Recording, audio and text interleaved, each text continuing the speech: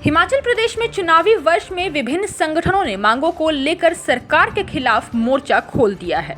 वहीं अब हिमाचल के प्रवासी मेडिकल कोटा बंद करने पर मुखर हो गए हैं और सरकार द्वारा बहाल न करने पर चुनावों में नोटा दबाने की चेतावनी दे रहे हैं।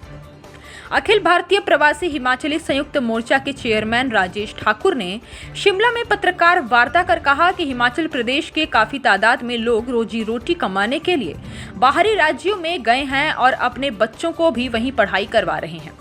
लेकिन हिमाचल सरकार द्वारा 2018 में बाहरी राज्यों से जमा 2 की पढ़ाई करने वाले छात्रों के लिए मेडिकल कोटा बंद कर दिया गया है, जबकि यह कोटा साल 2012 में वीरभद्र सरकार में शुरू किया गया था, लेकिन उसके बाद साल 2018 में यह कोटा बंद कर दिया गया।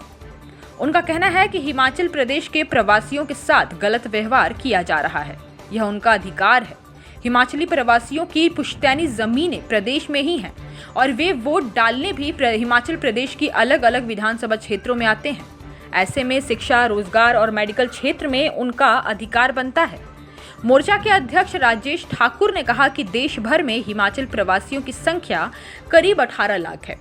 यह प्रवासी अपने घर परिवार का भरण पोषण करने के लिए मजबूरी में हिमाचल प्रदेश से बाहर रह रहे हैं, लेकिन अपने प्रदेश में ही उनके साथ गैरों जैसा व्यवहार किया जा रहा है।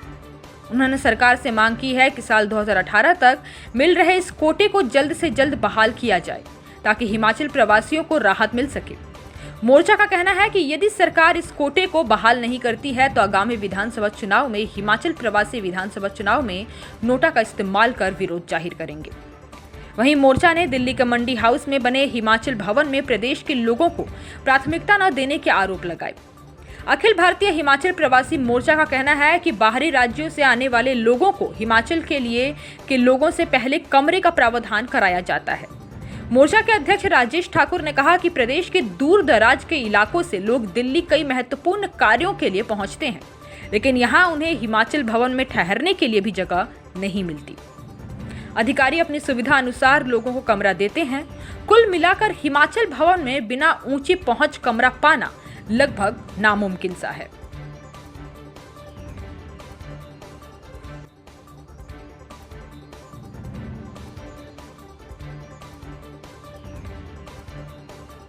दो 2020-21 की अगर हम कोरोना की बात करें, हिमाचल भवन है, हिमाचल के लोगों के लिए तालमेल के लिए होना चाहिए। वहाँ स्थिति ऐसी होती है कि अधिकारी तो बैठते हैं, लेकिन जो हिमाचल के लोगों को उसमें बेनिफिट मिलना चाहिए, उसके लिए उनकी तरफ से जो पहल होनी चाहिए, व्यवस्था होनी चाहिए, वो नहीं हो पा रही है। और जितनी संस्थाओं के मैंने अभी आपको नाम गिनवाए, हिमाचल मंडी जन कल्याण सभा, हिम सामाजिक संगठन, ज्वालामुखी विकास सभा, हिमाचल मित्र मंडल, इसके अलावा बहुत सारी संस्थाएं हैं जो वहाँ पर काम करती है।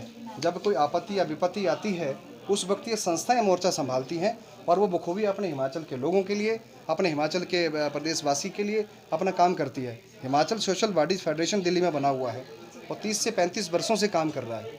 उसके चेयरमैन RK शर्मा जी हैं और उसकी जो मैनेजिंग कमेटी के चेयरमैन हैं केशवलाल शर्मा जी हैं। करमपुरा में हमारी धर्मशाला बनी हुई है, उसमें 12 कमरे हमारे पास हैं, उस मोर्चा फेडरेशन के पास हैं। वो सारे के सारे हिमाचलियों के लिए हैं। हिमाचल भवन में अगर कोई यहाँ से चला जाए, कोई कमरा बुक करें तो उनके लिए कमरे नहीं मिलते हैं, नहीं मिलते। बहुत बड़ी चिंता का विषय होता है और यही तालमेल की कमी होती है कि एटलीस्ट उनको तालमेल रखना चाहिए। और जो लोग मिलने जाते हैं माननीय मुख्यमंत्री जी से, वहाँ मेल मिलाप में भी वो काफ़ी सारी भेदभाव की स्थिति को अपनाते हैं, जो नहीं होना चाहिए। हम उम्मीद करते हैं कि आज के बाद इस विषय में गंभीरता से हमारे हिमाचल प्रदेश के निवासी हैं, रोटी रोजगार के लिए बाहरी राज्यों में गए हैं, वहाँ पर जाकर उन्होंने अपने बच्चों की स्कूलिंग 12वीं तक की जो वहाँ से कराई है। हिमाचल सरकार ने 2018 में जो हमारे यहाँ मेडिकल राज्य कोटा है 85%, उसको उन बच्चों के लिए प्रतिबंध किया है जिन बच्चों ने बाहरी राज्यों से 12वीं तक की स्कूलिंग की है। हमारी मांग है कि वो लोग हिमाचल के थे, हिमाचल के हैं, हिमाचल के रहेंगे। हम लोग बाहरी राज्यों में मजबूरी में रोटी रोज़गार की तलाश में गए हैं, लेकिन हमारा परिवार, खेत खलियान, कुनबा परिवार सब यहाँ है। तो जो प्रतिबंध किया गया है, हम चाहते हैं कि मेडिकल शिक्षा राज्य कोटा जो 85% है, हिमाचल सरकार उसे बहाल करें।